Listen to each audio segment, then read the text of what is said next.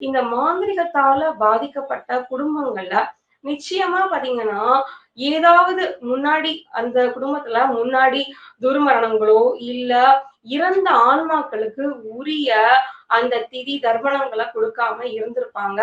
அந்த மாதிரியான வீடுகள்ல இந்த பிரச்சனைகள் உருவாகும். இதற்கு முதல் பரிகாரமா நீங்க என்ன செய்யணும்? இந்த மாரி ஒரு பிரச்சனை இருக்குன்னா, புனித நீராடணும். அதாவது தொடர்ந்து பாத்தீங்கன்னா, ராமேஸ்வரம், கன்னியாகுமரி இந்த 2 நம்ம எளிமையா நீங்க போயிட்டு வரக்கூடியது, நம்ம ஊர்ல நமக்கு கிடைக்கக்கூடியது பாத்தீங்கன்னா, இந்த புனித நீர்ங்கிறது ராமேஸ்வரம், திருச்செந்தூர், கன்னியாகுமரி இந்த மாதிரியான நம்ம ஊர்லயே இருக்கக்கூடிய நீங்க அந்த புனித நீர் ஆடுறது அப்படிங்கிறத நீங்க முதல்ல செய்யுங்க.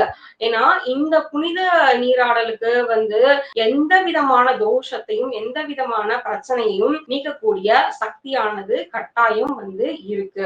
புனித நீர் ஆடுனதுக்கு அப்புறமேட்டு உங்க குலதெய்வம் எதுவோ அந்த குலதெய்வத்துக்கு ஒரு பால் அபிஷேகம் நீங்க செய்யணும். செஞ்சு குறிப்பா உங்க குடும்பத்துக்கே பிரச்சனை இருக்கு அப்படின்னு சில பேர் இருப்பாங்க. அவங்க குடும்பத்தோட சேர்ந்து அந்த பால் அபிஷேகத்த பாருங்க. இல்ல யாராவது ஒருத்தருக்கு தான் இந்த பிரச்சனை உங்க குடும்பத்துல ஏற்பட்டிருக்குன்னா, அவங்கள அந்த பாலபிஷேகம் செய்வித்து அவங்க கட்டாயமா அந்த பாலபிஷேகத்த குலதெய்வத்துக்கு நடக்கிற பாலபிஷேகத்த அவங்க பாக்குற மாதிரியான ஒரு பூஜையை நீங்க குலதெய்வத்துக்கு செஞ்சு முடிங்க.